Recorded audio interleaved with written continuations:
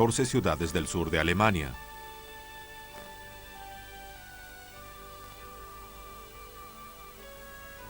Esta alianza se rebelaba contra las decisiones religiosas de la Dieta de Espira Imperial, que había intentado unificar los territorios del Sacro Imperio Romano, incluyendo las montañas de Suiza, Austria y Alemania, y solicitando la uniformidad de culto.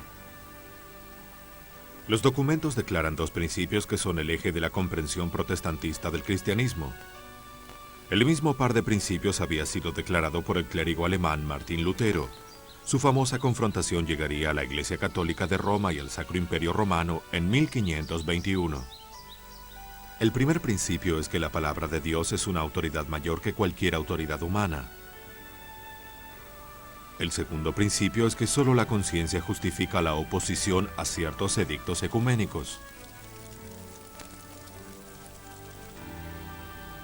En la ciudad de Worms se reunió una combinación de gobernantes regionales y líderes eclesiásticos en lo que se llamó la Dieta de Worms. Allí ordenaron a Lutero que asista para retractarse de sus opiniones. El enfrentamiento entre Lutero y la Iglesia Católica Romana llevaría 8 años más tarde a la protesta. El protestantismo comenzó como un modesto movimiento para consignar ciertos agravios existentes en la estructura del Estado y de la Iglesia. Aún luego de que Lutero apelara a la conciencia por sobre la autoridad eclesiástica, advirtió a algunos de sus seguidores más radicalizados que no se permitiría cualquier concepción teológica. Los protestantes en Speyer pidieron libertad de conciencia religiosa, pero solo como un modo de defender su concepto del cristianismo. En el centro de la tradición protestante hay dos ideas. Una es la confianza en las Escrituras como autoridad. Este antiguo grupo de escrituras ilumina nuestra manera de ver el mundo. El segundo tema en el centro del movimiento protestante ha sido su convicción de que somos perdonados, aunque seamos imperdonables. Que no nos ganamos nuestra salvación, sino que se nos ofrece como un regalo.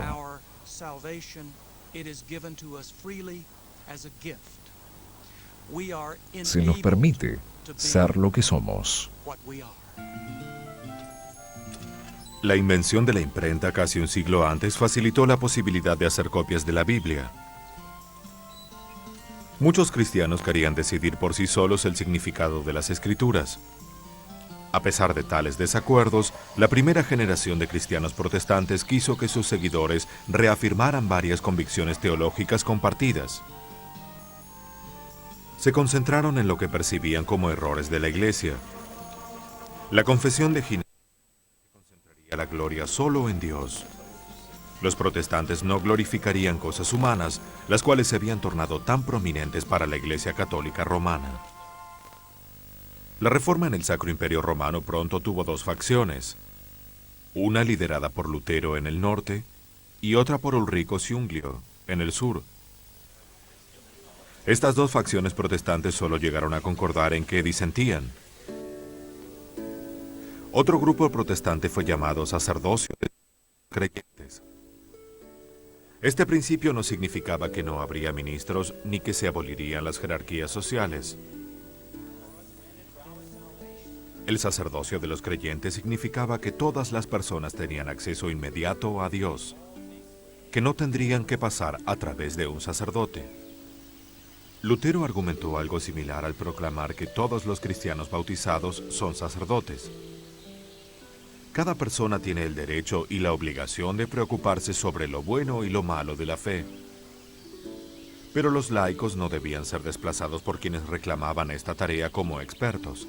Lutero tenía un interés especial en examinar la naturaleza de la vida religiosa, quizá debido a su pasado de monje. Argumentaba que todo trabajo honesto efectuado al servicio de Dios calificaba a una vida como sagrada. También significaba que todas las vocaciones son iguales ante la vista de Dios, pero surgieron nuevas implicancias en el enfoque protestante sobre la Biblia. Fue traducida al lenguaje popular y fue impresa y distribuida para su lectura e interpretación. Los protestantes se referían a la Biblia como la fuente y autoridad de la fe y la veían como a un libro popular. Era el centro de la devoción personal y social al culto, pero allí había un problema. Dado que las protestas declaraban que todas las personas en la iglesia eran ministros, ¿por qué debía haber designaciones especiales? Muchos de los primeros reformistas creían que los ministros debían ser escogidos para ciertas tareas. La Biblia ahora tenía que ser comprendida más que dramatizada. Se tornó más importante que nunca que los laicos pudieran leer y ser educados en las doctrinas básicas de la fe. La tarea de los ministros no solo tenía que implicar un ritual formal, sino también mostrar y proclamar el Evangelio en el mundo. El sermón se convirtió en el suceso central de la experiencia religiosa. Algunos grupos, como los cuáqueros de mediados del siglo XVII, objetaban a los autodenominados ministros mercenarios que aceptaban un pago por sus servicios. Se quejaban que esto separaba a los ministros de los laicos. Luego de luchas y conflictos y debates en las primeras décadas de la Reforma surgieron 4 instituciones diferentes del protestantismo. Son las expresiones protestantes luterana, reformada, radical y anglicana. Estos movimientos surgieron en Europa y se extendieron a América y a otras partes del mundo. El primero de los movimientos protestantes fue la tradición luterana, que comenzó cuando el sacerdote católico Martín Lutero clavó una lista de 95 ítems sobre la puerta de su iglesia en Wittenberg, Alemania, en 1517. Lutero profundizó en su propia tortuosa experiencia para llegar a una nueva comprensión de la fe. Insistía en que los humanos no podemos ser virtuosos por nosotros mismos, y que la virtud proviene solo de Dios en el perdón de los pecados. Lutero decidió retener más elementos de culto del catolicismo tradicional que otros grupos protestantes. Creía que algunos de estos rituales representaban una antigua y honorable tradición, pero que la doctrina católica de la transubstanciación, que dice que durante la comunión el vino y el pan se convierten en el cuerpo y la sangre de Cristo, fue reemplazada por Lutero por una doctrina de presencia real. La nueva doctrina de Lutero dice que el vino y el pan no son alterados de manera metafísica, pero que Jesús se hace presente durante la Eucaristía. Lutero basó su doctrina en la declaración de Jesús en la Última Cena, cuando repartió el pan y dijo: «Este es mi cuerpo». Lutero sostuvo los sacramentos del bautismo y la Eucaristía, pero los sacramentos católicos de la confirmación, la penitencia, la extremaunción, las órdenes sagradas y el matrimonio fueron abandonados o se les redujo su estatus a algo menor que un sacramento. Lutero sostenía que Cristo no los había instituido y que estos otros sacramentos no ayudaban a conseguir la gracia. Con el mismo argumento, Lutero desplazó los símbolos católicos romanos de devoción, incluyendo el purgatorio, la panoplia de los santos y el tesoro del mérito. Lutero creía que todos estos símbolos no estaban sustentados por la Biblia. Ulrico Zwinglio era un pastor bastante político. Como ardiente patriota suizo, defendió los derechos de su cantón contra las autoridades políticas y eclesiásticas externas. Cuando tomó su cargo de predicador en la colegiata de Zúrich en 1519, atrajo la atención al declarar que predicaría la palabra del Nuevo Testamento continuamente. Dijo que examinaría todas las cuestiones religiosas solo con la referencia de las Escrituras. Esto lo llevó a oponerse a varias prácticas religiosas católicas como la adoración de los santos e imágenes sagradas, la creencia en el purgatorio y la obligación del celibato. El Consejo de Zúrich solicitó una audiencia pública entre Zwinglio y los representantes del obispo. Para esta ocasión, Zwinglio elaboró 67 artículos, varios de los cuales se enfocaban en un emergente pedido de libertad ante las restricciones y reglas eclesiásticas. Las variantes de Zwinglio finalmente serían adoptadas por las iglesias reformistas. En contraste con la concepción luterana, se oponía a que la Iglesia hiciera solo lo que afirmaban las Escrituras. No podía simplemente obviar el pasado. Diferentes iglesias reformistas aplicaron este principio, pero finalmente quitaron mucha más liturgia católica tradicional de la que suprimieran los luteranos. El arte era muy importante en las iglesias antes de la Reforma.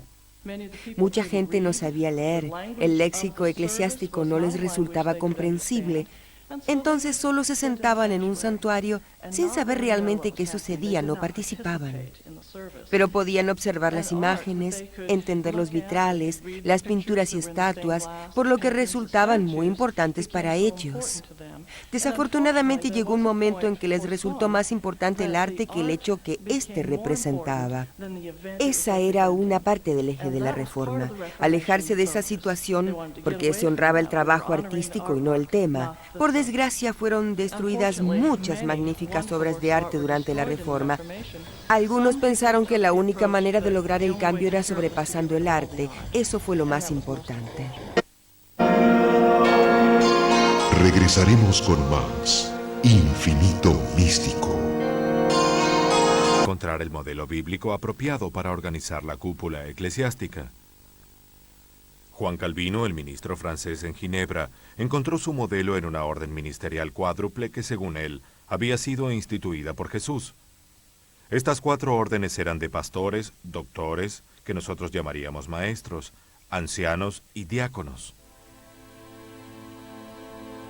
Muchas diferencias teológicas evitaron que los luteranos y la comunidad reformista fueran parte de un protestantismo homogéneo.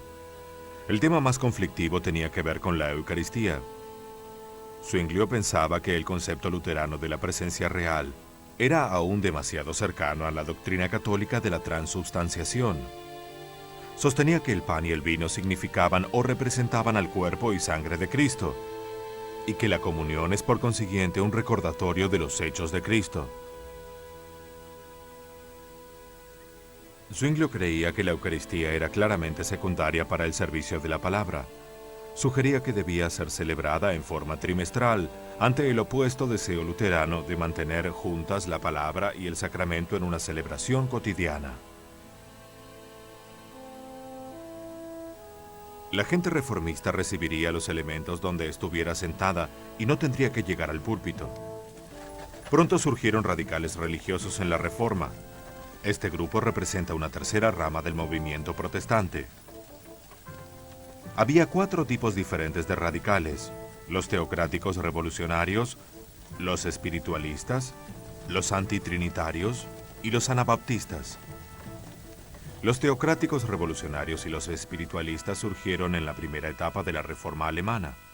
Tomás Montzer declaró haber tenido una revelación que supuestamente trascendía las Escrituras y creía que esta revelación sería confirmada por la historia. Montzer convocó a los elegidos a separarse de los ateos y declaró que los príncipes cristianos usarían la espada para establecer el reino de Dios. Por más de un siglo, Montzer sería un símbolo para las ramas principales de protestantes y católicos romanos. Pero los radicalizados arriesgarían sus vidas en el intento de cambiar la sociedad existente. El tercer grupo de reformistas radicalizados era el de los antitrinitarios. El más famoso de ellos en el siglo XVI fue Miguel Servet, un físico y filósofo español. Fue arrestado en Ginebra en 1553 por autoridades civiles y enjuiciado por herejía y sentenciado a muerte. Su ejecución fue importante para el concepto protestante. Produjo un debate sobre la solidez de la fe protestante. Su ejecución también originó una defensa de la libertad religiosa que resultaría crucial para los protestantes del futuro. Juan Calvino participó en la condena de Servet a morir en la hoguera y para él, la ejecución fue un triunfo de la verdad sobre la herejía. El término anabaptista es utilizado en ocasiones para designar a varios grupos radicalizados. Pero este término encaja más apropiadamente en un grupo menor cuyos miembros intentaron restaurar el patrón de vida apostólica de las primeras comunidades cristianas. La palabra anabaptista fue en realidad un término creado por los oponentes de estos grupos. Anabaptista significa rebautizado. El término es usado para designar a los grupos que creen que el bautismo no es para los niños. El anabaptista cree que el bautismo solo es posible para quienes pueden confesar su fe. Los más importantes grupos anabaptistas fueron los hermanos suizos, los menonitas y los luteritos. Los menonitas, que reciben su nombre del teólogo y ex sacerdote Menno Simons, se encontraban en Holanda y en el norte de Alemania después de 1540. En Norteamérica, los descendientes de la herencia menonita incluyen a varias comunidades Amish que se desplegaron por varios estados y llegaron hasta Canadá. Los anabaptistas fueron encarcelados, perseguidos y ejecutados de diversas maneras durante los siglos XVI y XVII. La razón legal por estas persecuciones era la violación de leyes civiles, rebelión y herejía. Fueron tan intensas las persecuciones que crearon entre los anabaptistas la sensación de que eran una iglesia de mártires. Para los bautistas es imposible documentar su historia como pueden hacerlo otros credos. Es difícil para un grupo perseguido tener documentación. El hecho es que seríamos eliminados en términos religiosos. Fuimos severamente perseguidos, incluso hasta llegar a la muerte en las primeras épocas, especialmente cuando los gobernantes firmaron un decreto obligando a todos a profesar la misma religión en ese país. Bien, nosotros creíamos que la pertenencia a una iglesia estaba al margen de la experiencia. Cada individuo debe vivir su propia experiencia con Dios. Algunos piensan que hay que ser bautizado para lograr la salvación. Los bautistas nunca creyeron eso.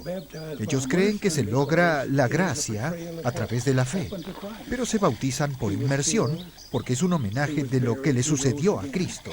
Fue asesinado, fue enterrado, resucitó, y el bautismo llega después de la conversión, no es parte de ella. Y en su alma se retrata lo que ocurre al individuo al confiar en Cristo. Se entierra su antigua vida de pecado y resucita una nueva vida en Jesucristo. Por más de 1000 años, Inglaterra había sido católica. En el año 1509, Enrique VIII llegó al trono.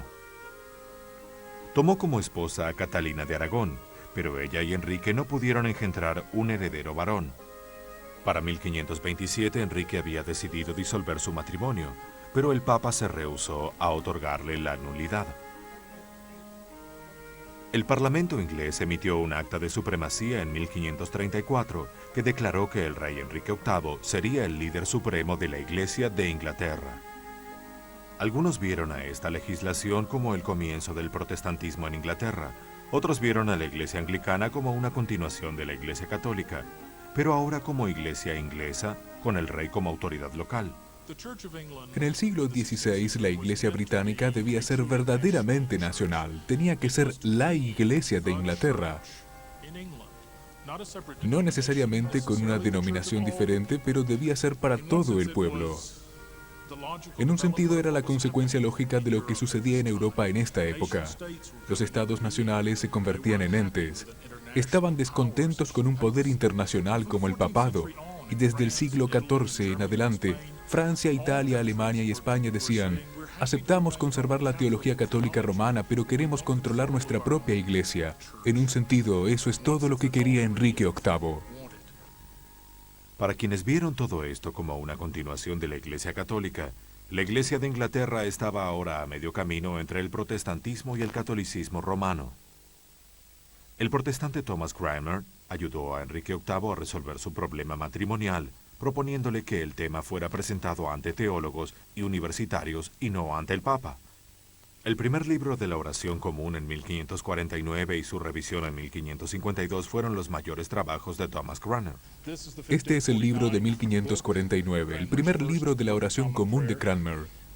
Lo importante fue que captó gran parte de la belleza de la liturgia católica de la Edad Media y la tradujo al idioma local para que la gente pudiera acceder a ella. El anglicanismo siempre creyó que los clérigos son importantes, los obispos son importantes, pero el verdadero pueblo de Dios son los laicos, todos los bautizados. Ya ahora todos podían participar de la liturgia gracias al trabajo de Thomas Cranmer. En 1533, Thomas Cranmer fue designado obispo de Canterbury. En 1553, el catolicismo fue reinstalado en Inglaterra cuando María, la hija católica de Catalina de Aragón, fue ungida reina. Cranmer murió en la hoguera junto a otros cientos de herejes protestantes.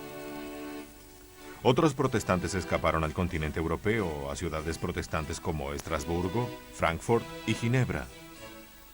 Cuando murió María en 1558, accedió al trono Isabel. Era la hija de Ana Bolena, la segunda esposa de Enrique VIII. Como reina fue compelida por su herencia a tomar partido por el protestantismo. Inglaterra volvió a ser protestante y los exiliados protestantes podían regresar a la Iglesia de Inglaterra. Entre quienes disentían con los anglicanos había un grupo llamado puritano. El puritanismo nació en parte como una disputa sobre la cúpula de la Iglesia. Una temprana discusión incluía el uso continuo de vestimentas o elementos por parte de los ministros en las liturgias. Uno de los símbolos distintivos del obispo es el báculo. El obispo es el mayor pastor de la gente. La idea de que el báculo sea un símbolo de autoridad del pastor era que el obispo podía alcanzar y rescatar a quienes lo necesitaran. A través de los años, algunos obispos también disfrutaron destacando que el báculo tenía otro propósito, con un extremo puntiagudo que él podía usar para acicatear a quienes lo necesitaran. Algunos de estos puritanos en Inglaterra podían ser llamados presbiterianos. Los puritanos daban mucha importancia a la gravedad del pecado, a su perdón y a la necesidad de que Dios los convirtiera en un alma individual. Estaban convencidos de que la verdadera iglesia no poseía obispos y estaban comprometidos a estudiar para predicar la palabra. Más tarde los puritanos serían denominados separatistas y luego congregacionistas. Algunos de estos separatistas practicaron el bautismo de creyentes adultos y fueron conocidos como bautistas. Tanto la Iglesia como el Estado de Inglaterra se resistieron a estos críticos y persiguieron a muchos de ellos. Regresaremos con más Infinito Místico.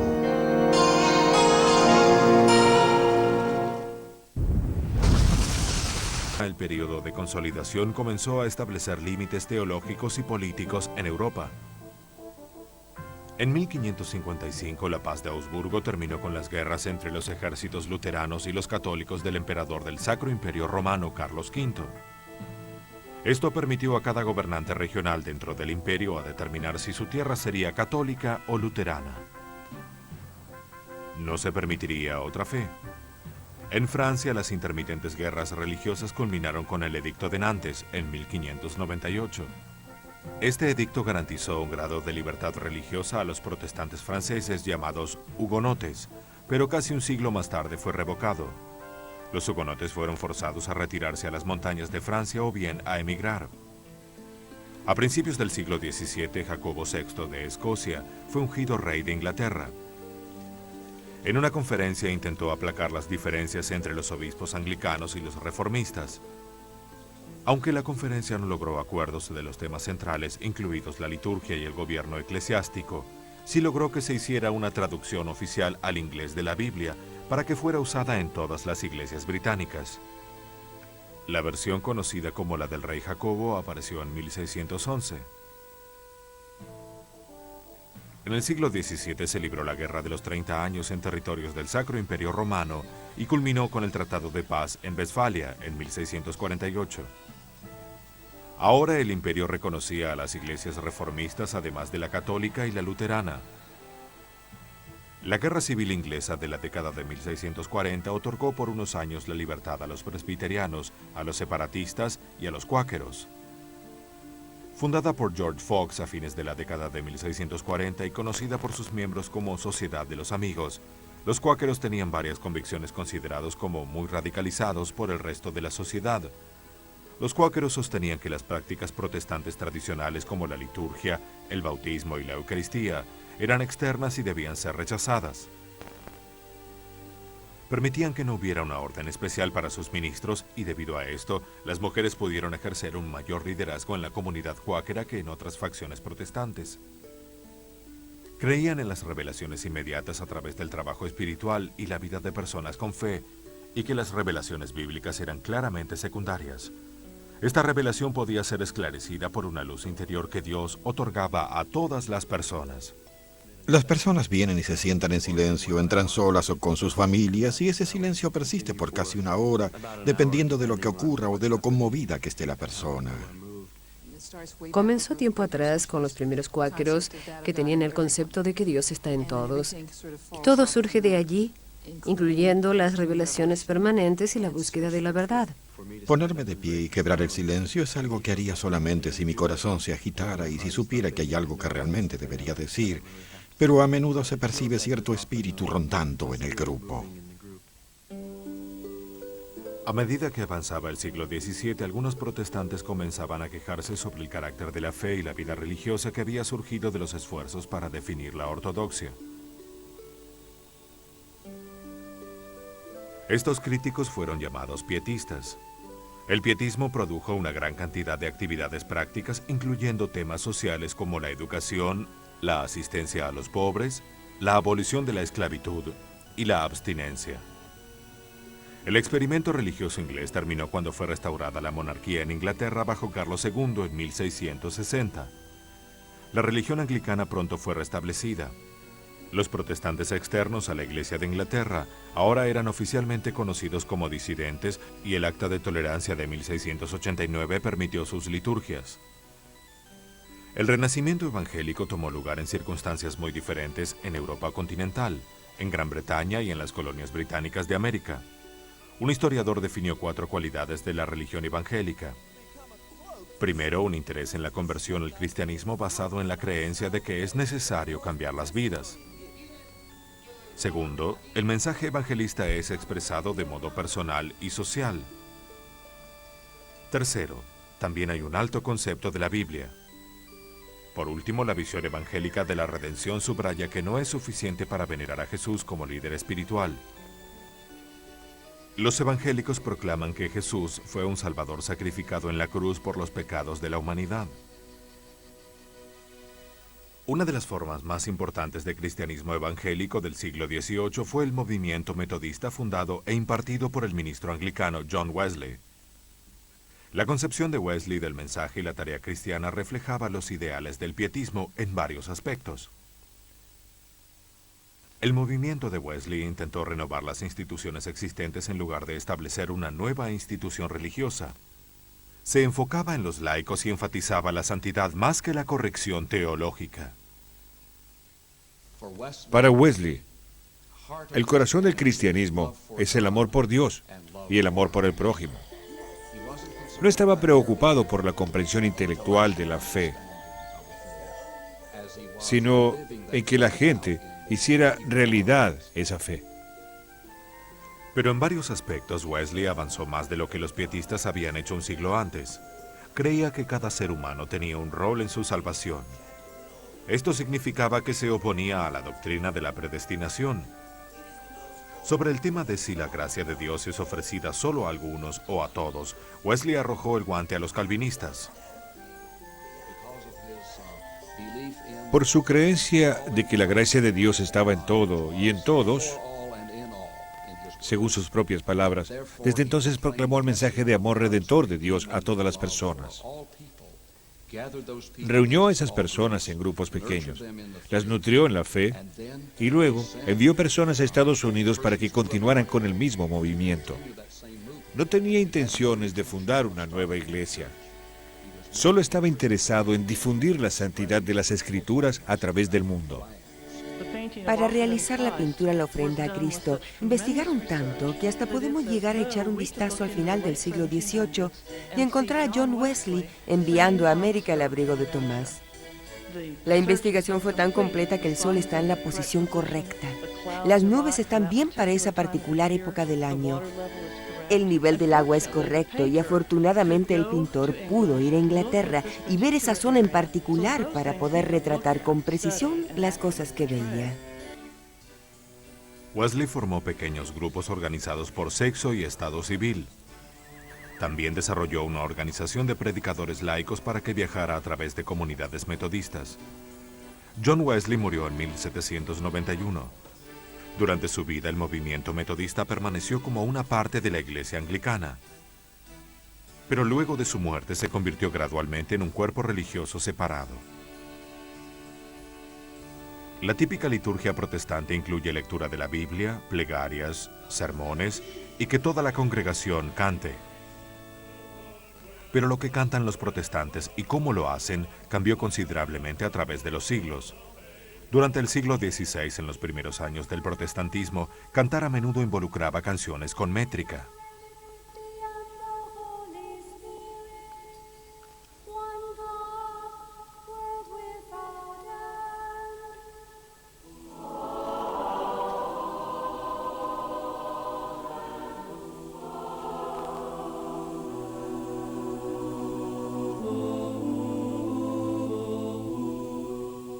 Entonces el Salterio era el libro de canciones de los cristianos.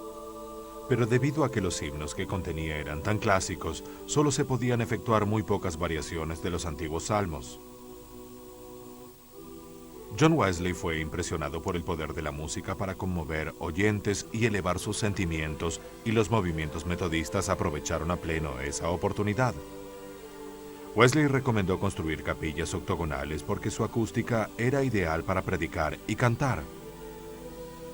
John Wesley era muy consciente de que la música, demasiado enfática o inapropiada, podía distraer a la gente del intento espiritual apropiado. Por esto propuso que solo se usaran libros de himnos y canciones autorizadas en las reuniones metodistas. El hermano de Wesley, Charles, escribió miles de versos metodistas con una gran variedad de temas. Si realmente quieres saber en qué creen los metodistas, probablemente el mejor modo de encontrarlo sea leyendo y cantando los himnos de Charles Wesley. Y la teología que cantará es una teología que impactará a la sociedad y a las personas. Algunas de las más conocidas, probablemente conocidas por todos los cristianos, son: Oye el canto de los ángeles heraldos. Cristo Dios renació hoy. 4000 lenguas cantan. El amor divino supera todo amor. Esas son las clases de canciones, letras e himnos que llegan hasta el alma y la fibra de la gente y de toda la sociedad. La himnología protestante floreció en el siglo XIX. Los himnos y canciones apoyaban a las organizaciones voluntarias como sociedades misioneras y grupos de abstinencia. La himnología encajaba en eventos particulares como las reuniones evangelistas. Las convicciones básicas de una comunidad religiosa también pueden ser reforzadas y recordadas en su música, que a cambio puede ser cambiada para diferentes ocasiones. La Iglesia Anglicana dominó los primeros asentamientos americanos en el siglo XVII en Virginia. Como veremos luego, el anglicanismo también pudo llegar a dominar las colonias posteriores del sur. En las colonias del centro del país, los colonos en Nueva York y Nueva Jersey eran en su mayoría holandeses reformados y presbiterianos, escoceses e irlandeses. Los cuáqueros se asentaron en Pensilvania. Esta diversidad en las colonias centrales fue la mayor. Los colonos puritanos del norte conformaban un término medio. No eran sectarios ni episcopales, sino una serie de congregaciones individuales cuyos miembros regían la comunidad. Se asentaron en Nueva Inglaterra con la esperanza de establecer un experimento sagrado que iluminara a las naciones. La conversión a la fe puritana incluía una serie de pasos que debían realizar las personas. Pero el modo de Nueva Inglaterra apenas había comenzado cuando llegaron los desafíos y el disenso. Roger Williams, un ministro puritano, se opuso a la mezcla de autoridades civiles y religiosas en la colonia de Massachusetts. Williams fue desterrado solo para comenzar con la colonia de Rhode Island en una fundación religiosa muy diferente. Ann Hutchinson culpó a los ministros puritanos de realizar trabajos humanitarios como parte del proceso de conversión. Sus acusaciones calaron hondo en el corazón de la teología puritana. Fue enjuiciada ante los ministros y también desterrada. Más tarde los cuáqueros llegaron a la colonia de la Bahía de Massachusetts para predicar la palabra del Espíritu Santo y para solicitar tolerancia entre las creencias diferentes. También fueron desterrados. Algunos de los cuáqueros desterrados regresaron a Massachusetts y al ser arrestados por segunda vez fueron encarcelados o colgados. En 1742 el ministro de la congregación de la iglesia de Northampton, Jonathan Edwards, escribió sobre lo que la gente llamaba el gran despertar general en las colonias. El despertar en Estados Unidos fue de alguna manera similar a los acontecimientos en Europa, aunque fue tan dramático que Edwards tenía razones para pensar que Dios estaba haciendo algo especial en Estados Unidos. Ahora un renacimiento de la religión se enfocaba en la conversión de quienes estuvieran fuera de la iglesia y en separarse de quienes no se hubieran convertido. Los sentimientos fuertes en esta clase de temas separaron a los presbiterianos en lo que se llamó el nuevo sector, que defendía el despertar, y el viejo sector, el de sus oponentes. La separación duró 20 años. Al final, el Gran Despertar probó ser uno de los movimientos religiosos más influyentes de la historia americana. En el siglo XVIII, el sur de los Estados Unidos alojaba solo a las 4 colonias de Virginia, Carolina del Norte, Carolina del Sur y Georgia. Todas excepto Virginia estaban poco pobladas, pero las tradiciones que comenzaron en el sur finalmente provocaron un impacto dramático en el protestantismo de los Estados Unidos. Los baptistas y los metodistas en el sur se llamaban unos a otros hermanos y hermanas e incluían a los esclavos en sus familias religiosas. Los sureños se enfocaban más en los temas de virtud personal, a menudo condenando el danzar y el beber. Los sureños intentaban reproducir el sistema religioso anglicano y finalmente sería conocida como Iglesia Episcopal de los Estados Unidos. El nuevo estilo religioso del despertar del siglo XVIII transformó el encuentro entre las razas americanas negra y blanca. El cristianismo evangélico del sur aceptaba toda clase de personas, incluyendo predicadores negros que luego se convirtieron en líderes de las comunidades religiosas bautista y metodista. Muchos evangélicos se opusieron a la esclavitud, pero a principios del siglo XIX el evangelismo blanco rechazó las opiniones antiesclavistas y el evangelismo negro esencialmente tuvo que seguir un camino separado.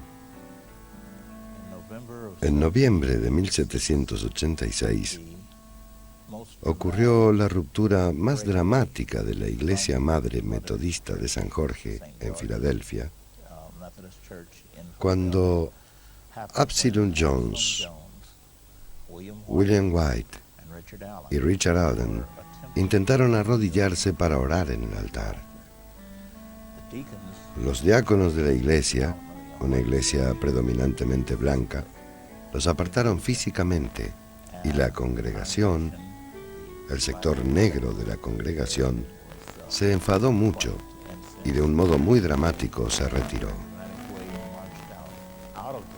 A partir de esto, entre 1787 y 1791, se creó la iglesia AIM bajo el nombre de Primera Iglesia Madre Bendita en Filadelfia.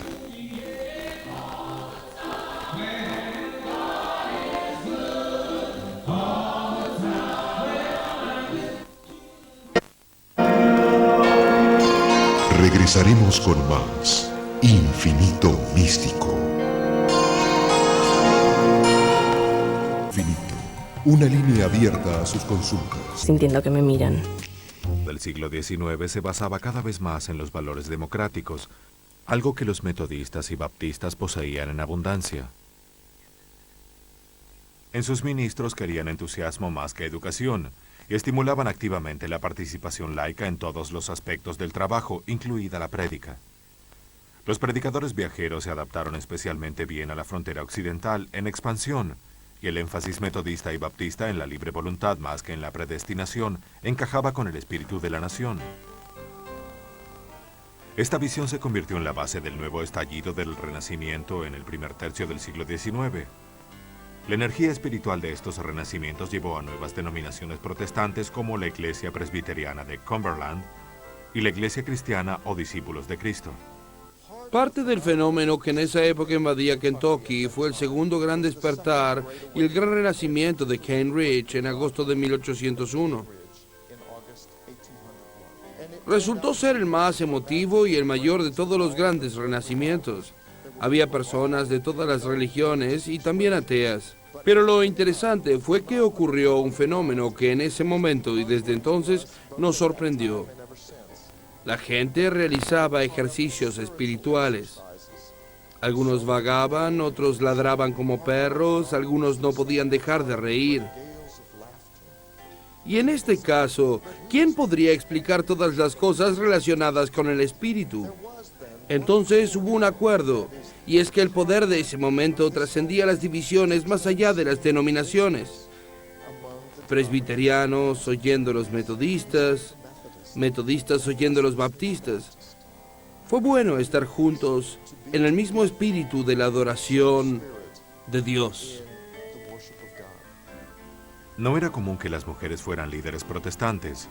Muchas de ellas aprovecharon la emoción y la utilizaron a su modo. Frances Willard organizó a las mujeres para que apoyen la causa de la abstinencia. Algunas mujeres como Jarina Lee reclamaron el derecho a predicar. La llamada Edad Moderna ha sido caracterizada con sugestivos términos como liberal y democrática. Fue una época de desarrollo de imperios industriales y complejos urbanos. La modernidad también fue caracterizada por modos de pensamiento que incluyen el capitalismo, el nacionalismo, el colonialismo y el darwinismo. Para los protestantes de la Edad Moderna había muchas oportunidades y ansiedad. Los protestantes liberales creían que la fe religiosa está relacionada con el cristianismo ilustrado y que uno puede eliminar gran parte del viejo concepto con el objetivo de preservar la esencia del mensaje cristiano. Para los liberales, lo peor que podían hacer los cristianos era intentar proteger o aislar a la Biblia de sus críticas. Entonces, para los protestantes liberales, la Biblia es un libro humano e histórico, al igual que la religión es un fenómeno humano. El siglo XIX también vio un resurgimiento conservador entre los protestantes. Y no solo de los antiguos religiosos o de quienes interpretaban literalmente los relatos de la creación en el Génesis. Los liberales declaraban que los humanos tenían la capacidad de conocer la voluntad de Dios. Los conservadores argumentaban lo contrario, que Dios solo es conocido a través de las revelaciones bíblicas. En la Biblia se habla de los llamados últimos días y se esperaba que Jesucristo regresara en la gloria. Los premilenialistas creían que el mundo se acercaba rápidamente a este siglo y rechazaban la esperanza liberal en las posibilidades humanas de este mundo. Ellos decían que en lugar del regreso de Cristo ocurría un cataclismo que llevaría a los creyentes de este mundo para que estuvieran con Dios. Y vi que el cielo se abría, y divisé un caballo blanco, y quien se sentaba sobre él era leal y verdadero, y en la virtud juzga y hace la guerra. Algunas visiones milenialistas produjeron nuevos cuerpos religiosos en el siglo XIX. Los más notables fueron las iglesias adventistas que surgieron gracias a un granjero de Nueva York, William Miller. Él predijo que Cristo regresaría en 1844. Los liberales y conservadores coexistieron en muchas denominaciones similares. En los extremos del debate hubo notables escaramuzas que incluyen separaciones nominales y hasta juicios por herejía. Pero estos conflictos en su mayor parte continuaron hacia un mayor ajuste institucional. En el siglo XX el movimiento ecuménico también ha renovado la valoración cristiana de otras religiones. La antigua actitud de rechazar y condenar a las religiones no cristianas ha sido desafiada. El mensaje evangélico tradicional de simplicidad y claridad atrajo a muchos seguidores en la última parte del siglo XX. Así como los protestantes conservadores han apoyado causas políticamente conservadoras, los protestantes han hecho lo propio.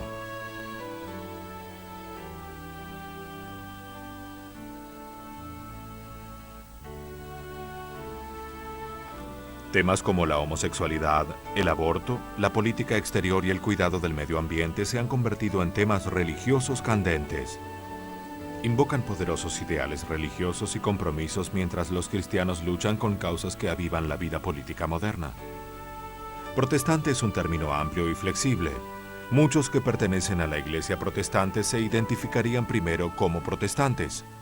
Una descripción más adecuada sería cristiano o el nombre de una denominación particular, o adjetivos como evangélico o pentecostal.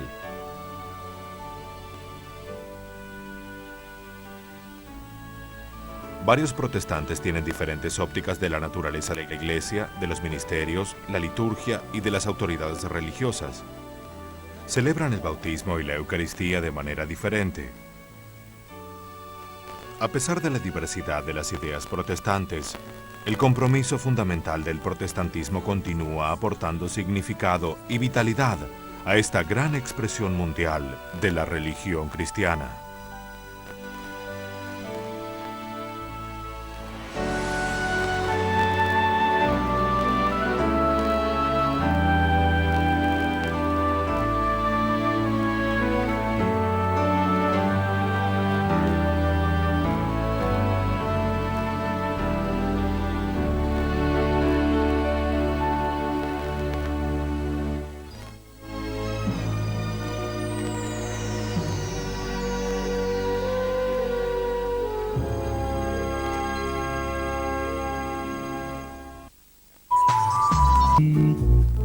En su segunda presentación,